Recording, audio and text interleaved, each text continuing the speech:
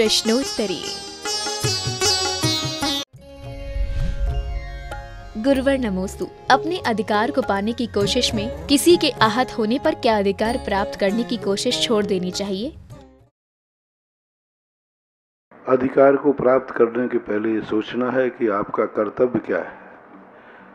अधिकार तो कम्युनिस्ट लोग भी चाहते हैं, लेकिन कर्तव्य नहीं। हर व्यक्ति को कर्तव्य के पहले सोचो।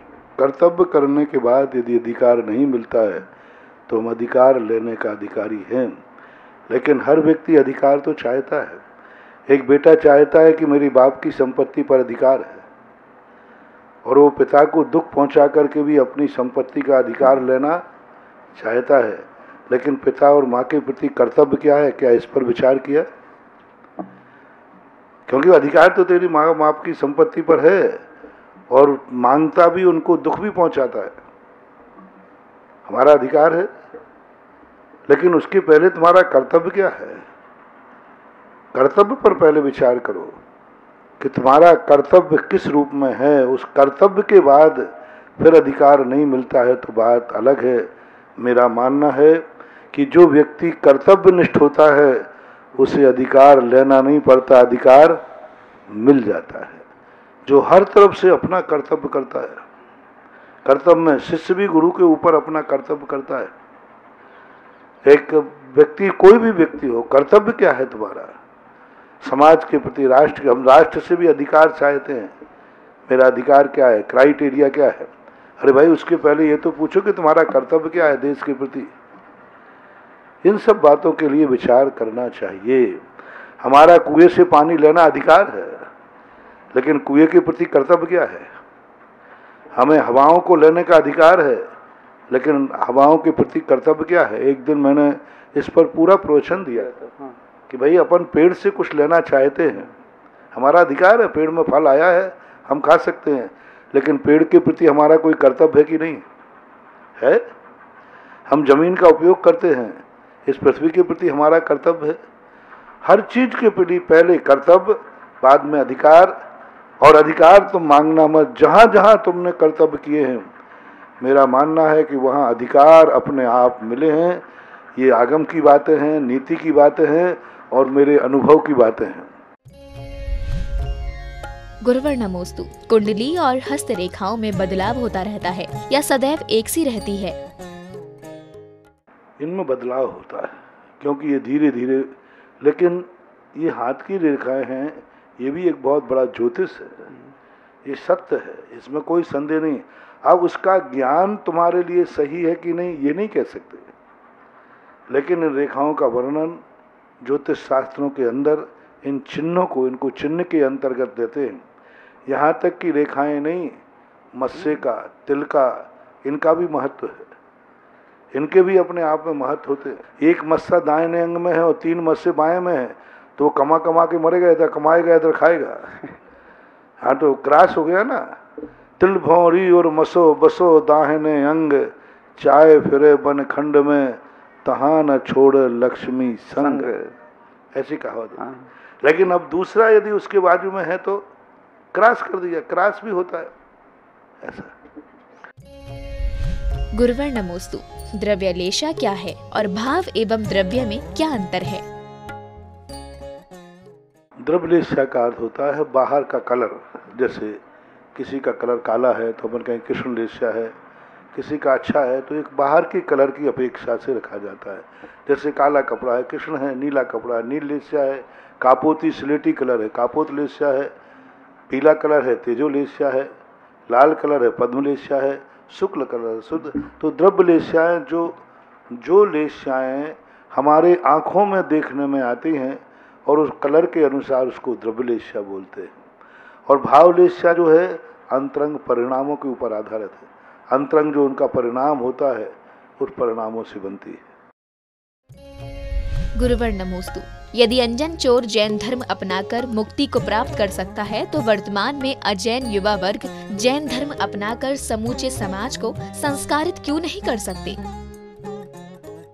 कितने बार बता दिया, कुत्ते की पूंछ को जब भी निकालो जब टेढ़ी निकलेगी।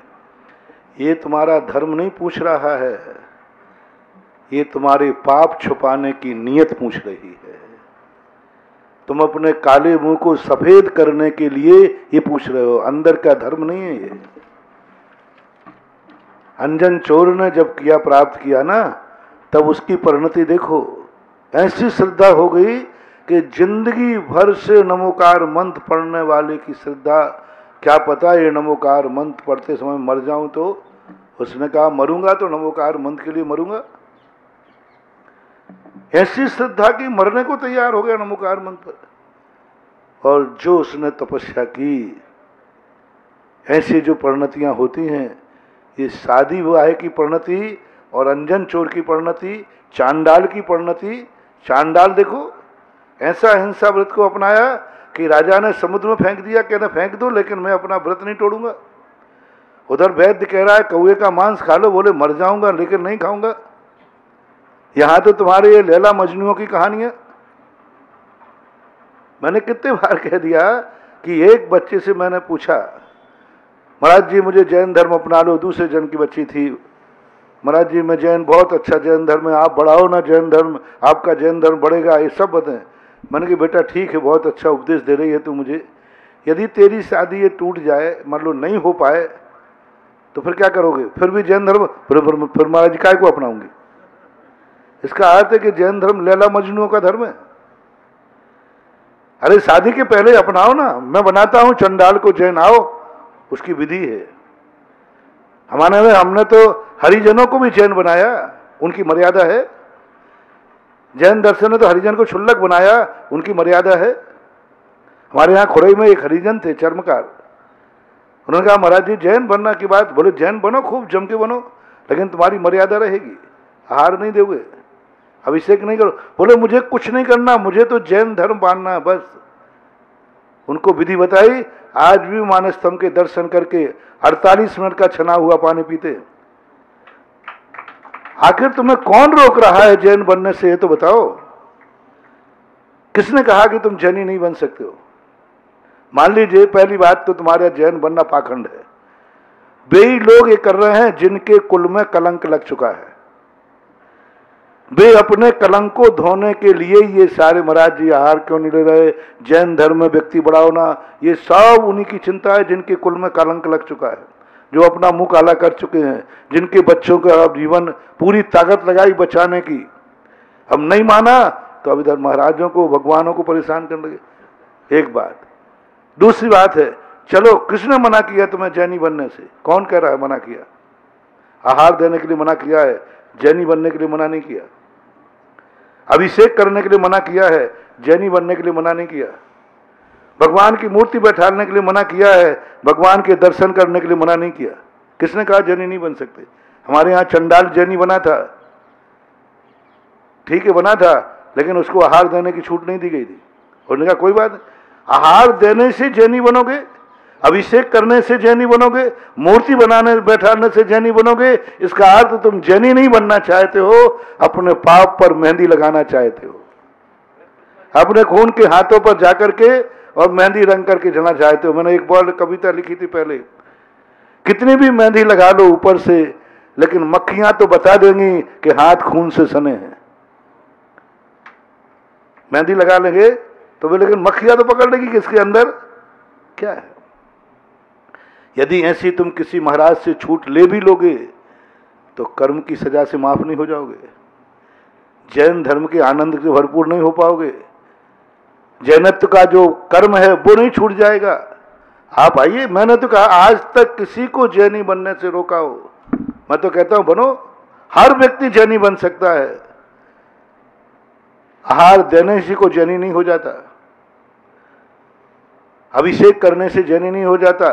चंडाल ने जैन धर्म अपनाया, अंजन चोर ने जैन धर्म अपनाया, लेकिन अंजन चोर ने आहार नहीं दिए। अंजन चोर मुनि बन गया, बन जाओ मुनि तुम। सर्व चोर सुन रहे हो रे? जिन जिन चोरों को मुनि दीक्षा लेना हो वो ले ले, मैं आहार नहीं लूंगा, आहार चोर से नहीं लूंगा। चोर मुनि बन सकता है, अंजन चोर की नकल करना है तो करो, चोर मुनि बन सकता है, चोर आहार, पर मैं आहार नहीं लूंगा, मुनि बना दूंगा। वो आचार्य बनाएंगे मेरे लिए उपद्र क्यों बोल लूं? इसी प्रकार से जैनी बनो ना। जैनी बनता है वो अधिकार को, महाराज को, भगवान को भ्रष्ट करने के लिए। आप जैन धर्म अपनाइए, मंदिर जाइए, दर्शन कीजिए, नमोकार बंद पढ़िए, स्वाध्याय करिए, अष्टमी चौदस का उपवास करिए, सप्त विष्णु का त्याग कीजिए, रात्रि भोजन का त्याग कीजिए, 48 मिनट का छना पानी पीजिए, आलू प्याज खाना बंद कीजिए और अपने सदाचार जीवन अपनाइए। कौन रोक रहा है जैन धर्म को जैनी बनने के लिए? सिद्धांत अपनाइए, सिद्धांत अपनाओ। हमारे शास्त्रों में चंडाल को भी जैनी बन सकता है, मातंग भी जैनी बन सकता है, चर्मकार भी जैनी बन सकता है, विश्वकर्मा भी जैनी बन सकता है, 7 जातों में कोई भी जैनी बन सकता है आगम के अनुसार। और आगम में उदाहरण बोले, धीवर जैनी बना। धीवर जानते सब जो रहते ना, धीवर जैनी। मातंग जानते, मातंग जैनी बना। चांडाल वो फांसी चढ़ाता ना, वो जैनी बना। जैनी बना है, आहार नहीं दिया। 2 प्रकार के जैनी होते हैं। जो कुल परंपरा से वंशानुगत जैनी होते हैं वे आहार अभिषेक आदि कर सकते हैं। जो वंशानुगत जैनी नहीं होते हैं वे जैनी बन सकते हैं, सम्यक दृष्टि बन सकते हैं, सम्यक ज्ञानी बन सकते हैं, लेकिन अनुष्ठान में भाग नहीं ले सकते। बात इतनी सी है और कुछ नहीं है। मलेच्छखंड से आई हुई चक्रवर्ती की रानियां थी, रानियां आई, चक्रवर्ती की पत्नी बनी, लेकिन पटरानी नहीं बनी, रानी पद नहीं मिला। जिसे उच्चासन कहते हैं, होदा पद नहीं मिला। सामान पद मिल जाएगा, कोई बाधा नहीं है। फिर सामान पदों पे रानी बन के, पत्नी बन के रही, लेकिन वो रानी नहीं बन सकती, पटरानी नहीं बन सकती, महारानी नहीं बन सकती, मुकुट नहीं बांध सकती। रानी का मुकुट नहीं बनेगा मलेच्छखंड की रानियों को। चक्रवर्ती की पत्नी है कि नहीं है, लेकिन मुकुट नहीं बांध सकती। चक्रवर्ती अपनी पत्नी बना सकता है, लेकिन वो पट्ट का मुकुट नहीं बांध सकती, उसके लिए वो रानी नहीं बनेगी। महापुराण में आया, उनको रानी संज्ञा नहीं दी जाती है। तो इसी प्रकार आप जैनी बनिए ना, खूब बनिए। जिन जिन जो को जैनी बनना हो लिस्ट बना के दो कल से, मैं उनको जैनी बनाने का, मैं तो कहता हूं 7 जात सारे जैनी बनो, ऑनलाइन भेज, लैला मजनू सब जैनी बनो, लेकिन आहार देने के लिए सावधान। अवश्य। आज बहुत बड़ी बात करी, आज देखो पहली बार बम्पर खुला है ड्रा, और मैं गारंटी देता हूं क्योंकि अनजान चोर जैनी बना है लेकिन आहार नहीं दिया, चंडाल जैनी बना है आहार नहीं दिया। तो जिस तरीके से आगम में जैनी बनाया जाता है उस ढंग के तुम जैनी बनो, कोई आपत्ति नहीं। जो आचार्य के सामने जैनी बना था चर्मकार, आज वो 48 मिनट में छान के पानी पीता है। दिन अस्त होने के 24 मिनट पहले भोजन हो जाता, पानी भी नहीं रात में, अभक्त सेवन खाता नहीं, कुछ भी चीज, आलू प्याज का सवाल ही नहीं उठता। भगवान के दर्शन मानस स्तंभ के यहाँ करता है, किसी को डिस्टर्ब नहीं करता, दरवाजे पर जाके छू लेता नहीं, जहां आपकी व्यवस्था हो। मुझे तो भगवान के दर्शन करने का मौका देना चाहिए, लेते हैं हम आपको छुएंगे नहीं, आपकी पूजा पाठ में बाधक नहीं बनेंगे। प्रतिदिन पूजन करता है, भगवान के सामने बैठ जाता है, जितना अपन ने अधिकार दिया वो कर रहा है, ये है सच्चा जैनी। और तुम तो कहते नहीं आहार दान दो, इसका अर्थ है तुम जैन धर्म नहीं अपना रहे हो, तुम अपना पाप पर सफेद पाउडर पोत करके काले रंग को गोरा करने की कुचेष्टा कर रहे हो। गुरुवर नमोस्तु 16 भावनाओं के अंतर्गत आने वाली प्रवचन भावना का तात्पर्य क्या है? तो वहाँ अपने आप में जो है आगम है, शास्त्र है, स्वाध्याय करते हैं वो भी प्रवचन ही है, प्रवचन सुनते हैं ये भी प्रवचन ही है, कोई बाधा नहीं, प्रवचन है। बीतराग सच्चे गुरुओं की वाणी के प्रति अनुरागित होना और उस वाणी को अपने जीवन में उतारने के लिए लालायत होना, ये प्रवचन भावना है। और सच्चे बीतरागी, ऐसा नहीं कि हेरा खेरा तुम किसी की, सच्चा बीतरागी मुनि के भाव परिणाम प्रवचनों को सुनने के प्रति, सुन के शास्त्रों को पढ़ने के प्रति जो रुचि है वही भावना के अंतर्गत आता है। गुरुवर नमोस्तु मंदिर जी में किसी की मृत्यु हो जाने पर शुद्धिकरण के लिए क्या करना चाहिए? उसके शुद्धता के लिए सामान्य कार्य होते हैं। प्रतिष्ठाचार्य को बुला करके शांति विधान करके, और जो जिससे अपन मंडप शुद्धि करते हैं, मंदिर की शुद्धि के मंत्र हैं, मंडप शुद्धि के मंत्र हैं। जब वेदी बनती है उसकी वेदी की शुद्धि की जाती है, मंदिर की शुद्धि की जाती है।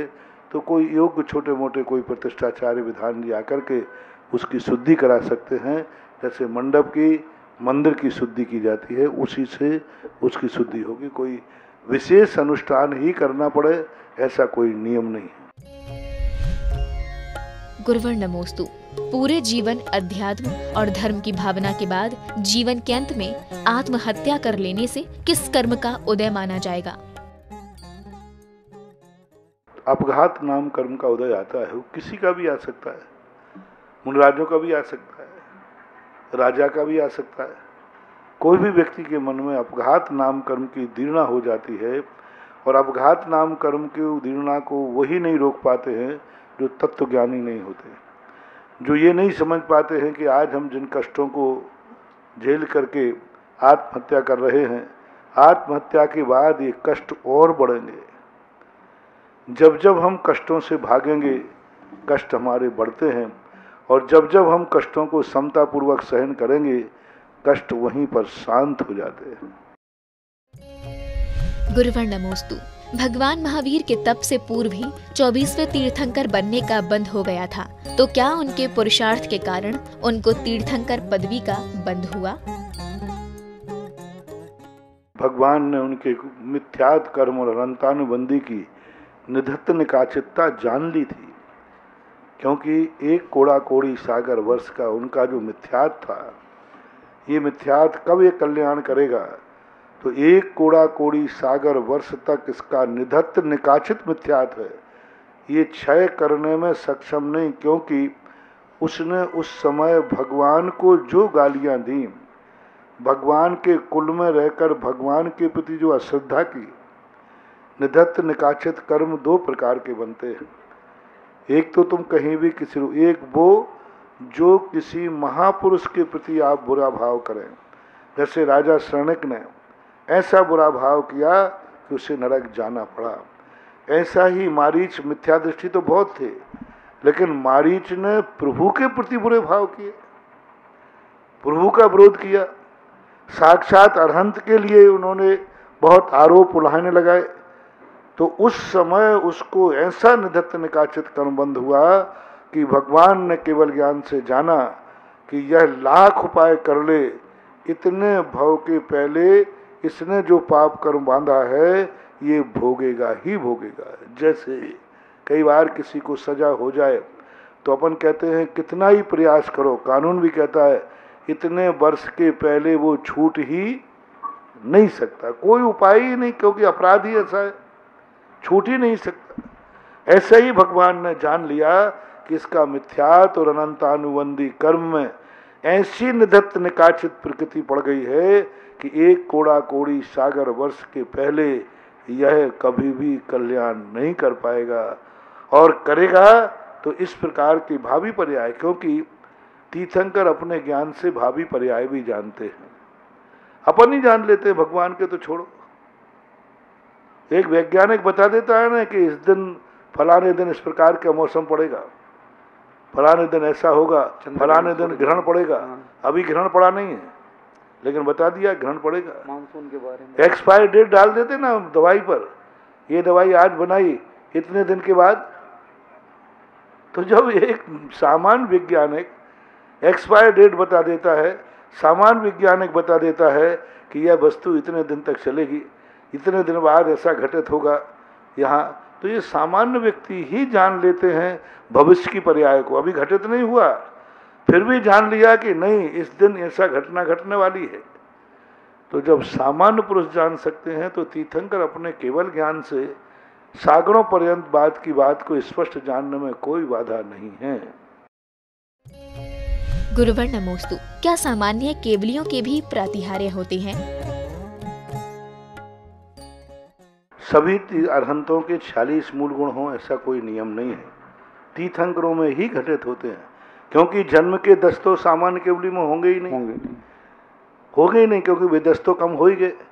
उसके बाद 14 जो देवकृत होते हैं वे भी सभी होंगे, ऐसा कोई नियम नहीं है। आगम में उनकी कोई प्रातिहार आदि का कोई उल्लेख कहीं भी देखने में नहीं आया।